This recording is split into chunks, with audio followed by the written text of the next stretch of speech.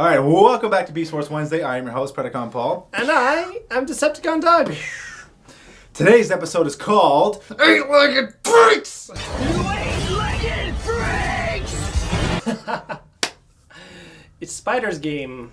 This episode was written by Larry DiTillo, who wrote The Web, Power Surge, and The Spark. This episode was directed by James, I'm probably going to butcher this last name, James Boschier, directed Guerrilla Warfare, which we really liked. The episode begins with another stasis pod entering the atmosphere of the planet. So we're in Tarantulas' lair, and we see the spider is scheming something because he sets up a magnapulse or something, or what was it called? Yeah, magnapulse. It shoots to both the Predacon and the Maximal bases, shutting off all of their power.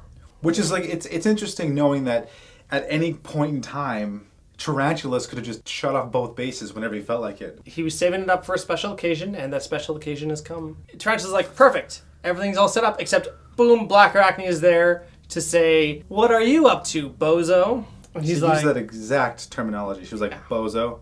and Tarantula's like, I'm not up to anything. I don't know what you're talking about. She's like, you're after the stasis pod. Let's go. We cut to the Maximal base, and then they're experiencing the same problem.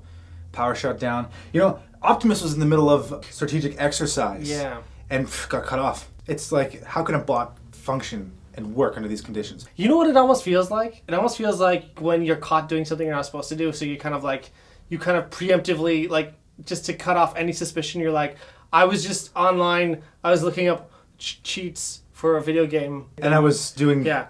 sit-ups. Yeah. So Optimus is like, I'm going to go and let the other Maximals know what's happening. So he leaves. Elsewhere, Tigatron's like, I think I hear something. So then he runs off and he's trying to figure out what it is. And then he sees it. The stasis pod is coming down. Any help? Anybody?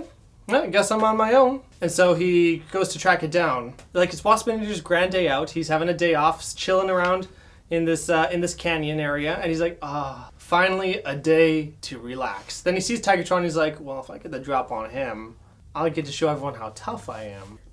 He knocks Tigatron, takes him by surprise. Waspberry's like, oh, Asmonde is so tough. And then Airazor comes in. She's a fair sport. She lets him get the first shot. She's like checking her nails and stuff. She's like, doo-doo-doo, I'm completely helpless right here.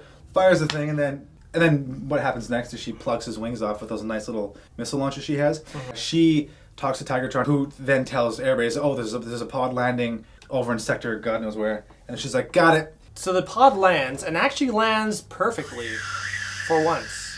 It does its scan. It starts the process of converting the protoform into a fully functional Maximal. But who shows up?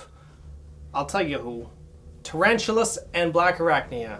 They're not up to any good. They go right to the pod and start getting to work after a little bit of like weird, creepy, romantic banter and stuff like that. I think it's more like manipulative. I think it's probably. I get the sense that she's not really fooling anyone. No. Because Tarantulas doesn't give a rat's behind. He does not care at all. They're just both too evil. They're spinning too many webs of lies. But hey, today they're working as a team, and Tarantulas yanks out the Maximal programming and puts in his Predacon programming. He wants to turn the protoform into a spider, but the stasis pod has actually selected a life form already to imprint onto the protoform. The pod begins its sequence, and out crawls Inferno, a gigantic fire ant, who is indeed Predacon, but his circuits are a little scrambled. He transforms, and right away he is instantly suspicious of the spiders. He engages the spiders in combat because he believes that they're going to be a threat to the colony. His mind's a little scrambled. He thinks the stasis pod is his colony, and that he's a real fire ant. And ants and spiders do not get along. Black Arachne is like, that's it, I'm going to shoot some cyber venom in him, because that'll take him out. Tarantula's like, don't do it. I don't want to risk damage to the pod. And she's like, why? And Tarantula's like, no reason. Airazor shows up. Inferno is like, blah! And so he goes to go engage her in combat because he's very protective of the stasis pod. That's exactly what happened. He was like, Ah! And Black Arachne sees this as the perfect opportunity to try and reach Inferno on his level. When Inferno shoots Airazor, okay, she managed to dodge it. She's pretty quick. But Black Arachnia got the drop on her, shot Airazor right out of the sky, which makes Inferno go, what? And he comes down, and then he's willing to talk to Black Arachne because clearly she's a personal friend of the royalties. Well, the royalty wouldn't make a bad judgment call, so... yeah, and she helped me in my mission to protect the colony, so we're good. I think we're cool. While they're chatting, to try and reconcile their differences, Tarantulas grabs the stasis pod and starts pulling it out. He wasn't after the protoform at all, actually. The protoform was just like this bonus. He only wanted the pod, and so he carries it off.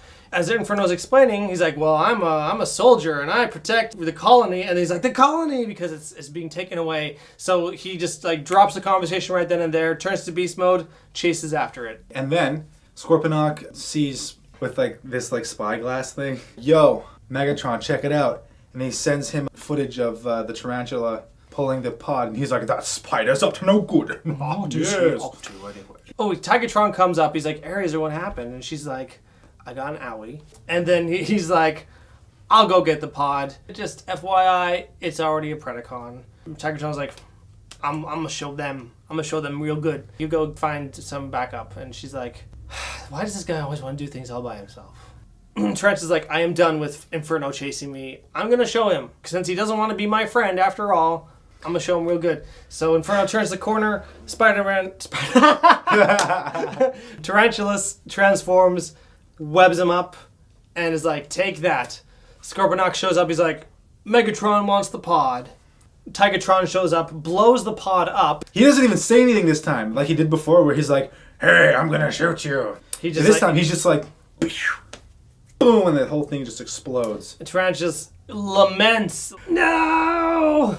But Black Arachne gets the drop on Tigatron, knocks him down, and then he gets shot multiple times with the leg guns because Tarantulas is pissed off. Then Megatron shows up with one of the best intros ever. Boom! He's like there on top of the ridge. He roars because he's like, hey, if I'm gonna make an entrance, I may as well make it big. And everyone's like, peace! Inferno finally sees what happened to the colony, is so mad, he breaks from the webs, transforms, and flies into the air. Up, and he's like, who did this? Megatron's like, hey, this guy's pretty cool. It was the Maximal. Megatron shoots at Tigatron, Inferno shoots at Tigatron, he crashes, Inferno pins him down, points the gun to his head, is like, I'm gonna kill you and everyone you know. You hear the pop of an interceptor. And it hits Inferno right in the gut, and he explodes everywhere. Optimus flies in, takes another shot, takes out Megatron, hitting him right in the gut, putting a huge hole right in his torso. But still, Optimus knows that if he sticks around, it's not going to be great. So, yeah. Or he picks up Tigatron, puts him over his shoulder, says like, good kitty, let's take you home. And they piece it out of there. So the Maximals get out of there. Megatron is really ticked about everything, but hey, he's got a new soldier, so he can't really complain. Tigatron gets fixed up. He's like, oh, that feels better. Thanks, everybody. And then he goes back into the wild because that's where he wants to be. Ares is like, hey, want to hang out with us sometime? He's like, maybe. And Tarantulas is pissed off in his lair, and Black Arachne is ticked off too because they didn't get what they wanted. Black Arachne was hoping for a new friend. She didn't get one. She got somebody who's very grouchy. Tarantulas wanted the stasis pod. He didn't get that. It blowed up. And then there's like a nice bit of dialogue actually right here between Tarantulas and Black Arachnia, because Black Arachnia says we're two of a kind or whatever, but Tarantulas reveals that there's something bigger at work here, something that we don't really see yet. And it's this thing that's so dangerous that even he is shaking in his boots. So he says, BT dubs, the planet is doomed. She's like, why? And he's like, get out of here. She's like, lunatic. He's like, witch. And that's how it ends. I'm gonna get this party started for realsies this time. Okay, so in this particular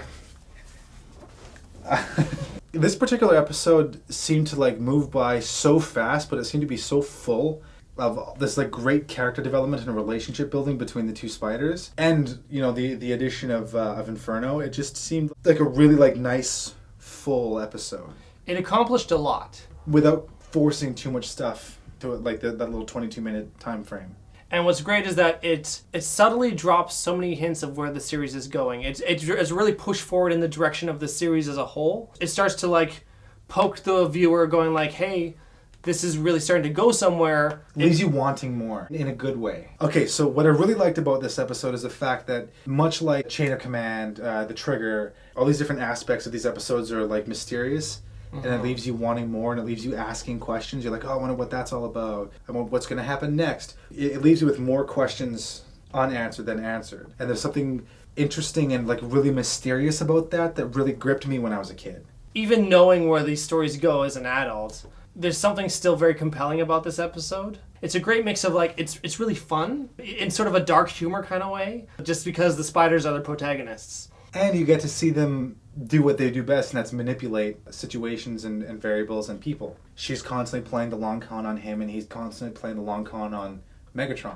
And you know, it's kind of refreshing because we say sometimes like the series is occasionally bogged down with how stupid some of the Predacons are. Mm-hmm. Most of those stupid Predacons are sidelined. Waspinator and Scorponok are jokes in this episode, basically. Pterosaur's not even there at all. You basically are focused in on characters who they're devious and they're intelligent and they're worthy adversaries, and you can tell that they're going to be a bigger part of what's going to happen later on because they're actually competent. Spider's Game is an apt title for this episode.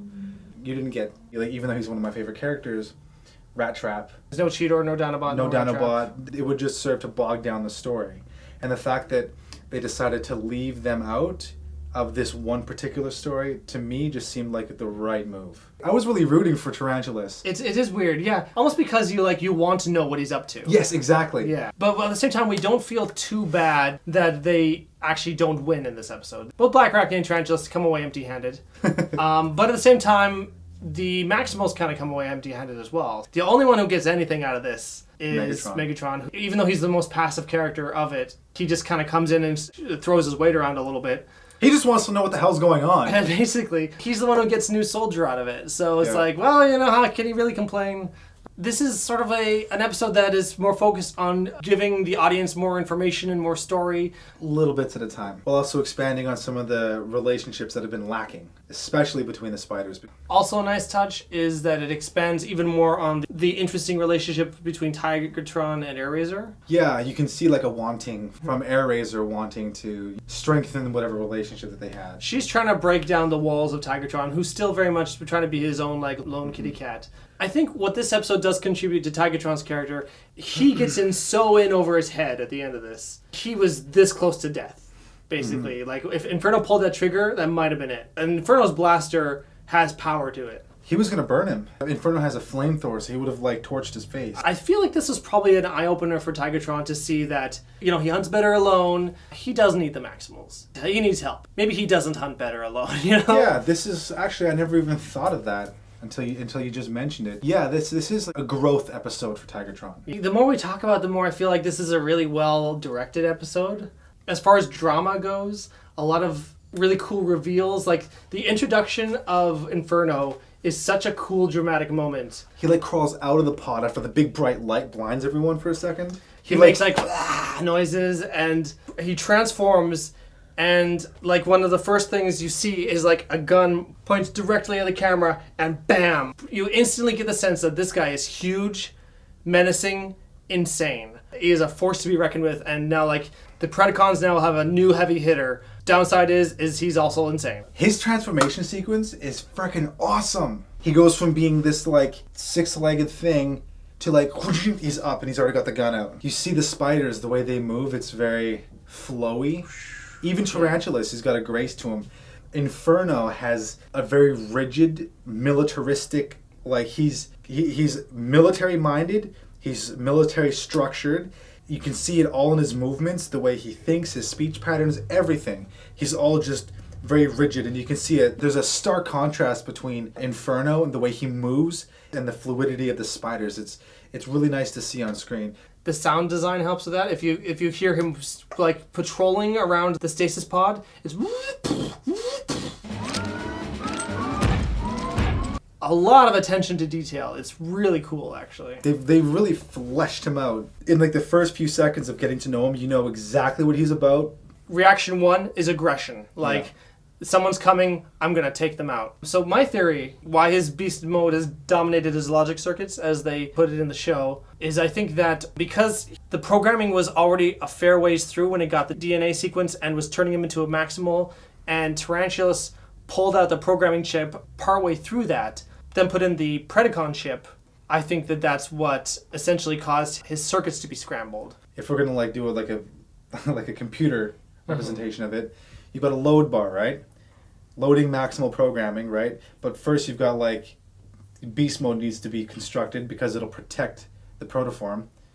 And then halfway through, Tarantulas removes the chip and then sticks the chip in and then boots it up. But he's only got this much loaded. There's still half the loading bar to go. So he's loaded thinking he's an ant. That's what makes the most sense to me, because I never thought of it that way either until just now. Because honestly, because the stasis pod actually landed perfectly and began a sequence like right away, there's no reason that the protoform, like something wrong should have happened with it. Everything should have gone fine. The only thing that was abnormal was the Tarantulas went in there and started messing with it. At the end of the day, then what you get is an insane robot Terminator ant. I don't know, I think he's a great addition. I think that his loyalty to Megatron makes more sense than Scorponok, and he's much more threatening than Scorponok.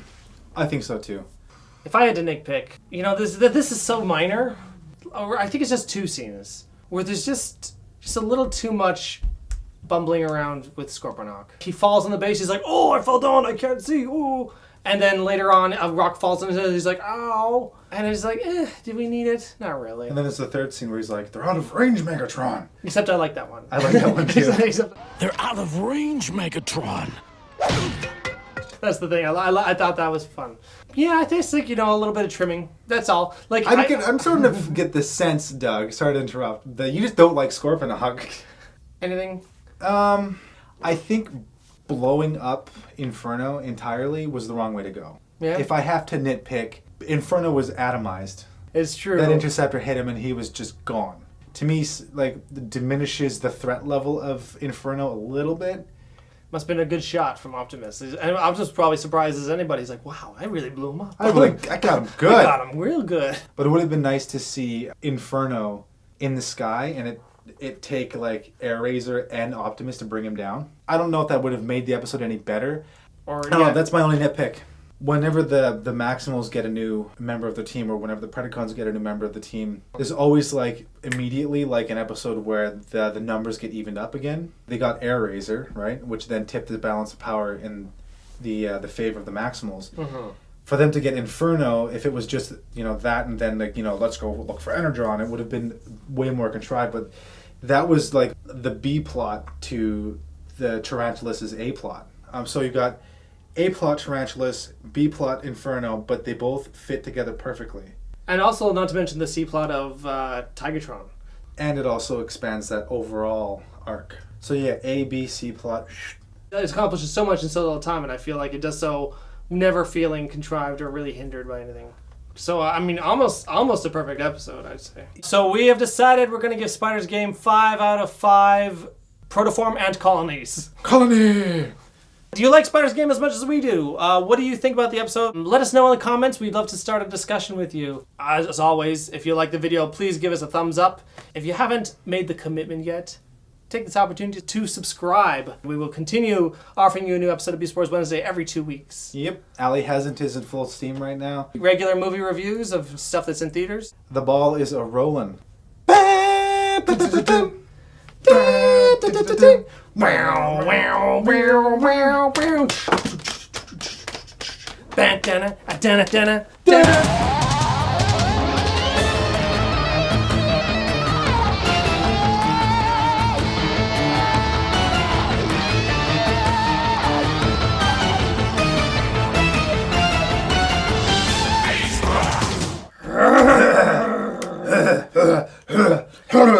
Welcome back to Beast Wars Wednesday. I am your host. We do that again where it doesn't sound like I'm about to hork something up.